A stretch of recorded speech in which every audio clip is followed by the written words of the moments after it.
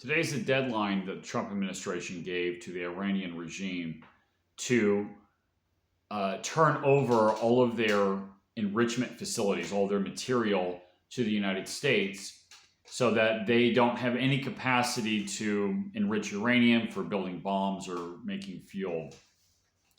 And the real threat is actually their missile program. It's not really nuclear.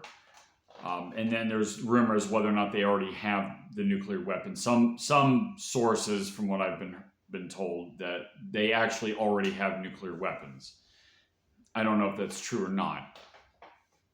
But the first strike, in this 12-day war, apparently did not take out their nuclear facilities, like myself and a lot of people have said.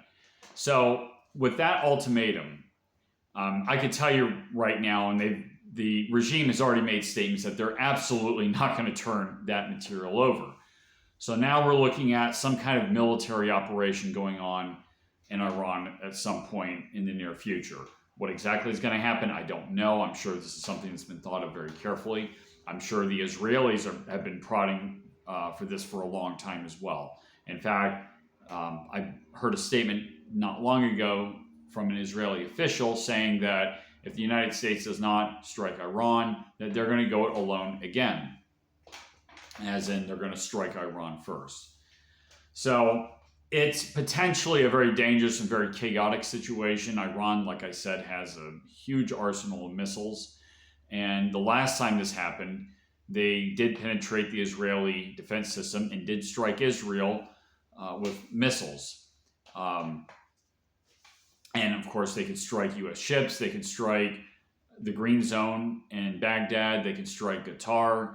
So we have forces in the area that are vulnerable. Israel will be vulnerable again. Iran didn't use their high-tech missiles the last time around, which means they still have them, obviously.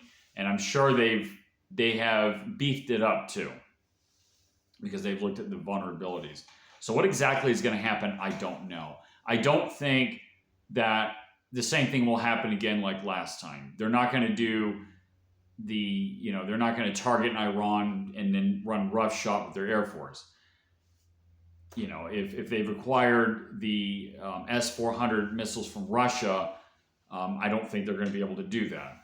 So it's going to remain to be seen just how chaotic this is going to be. Iran is not like Venezuela. Where Venezuela, you have a relatively small group of people around Maduro. In this case, you have a very large, or I should say relatively large, like upper political class of mullahs. So even if you were to take out, the head of the regime, let's say you were to take out the government, yeah, there would be chaos. Yes, you would have, regional, players trying to take control, but essentially most of the regime will be in place. So it's going to be interesting to see what happens. I can only hope that things don't get too out of control. And I hope that in the long run, whatever happens, it works out for the people in Iran.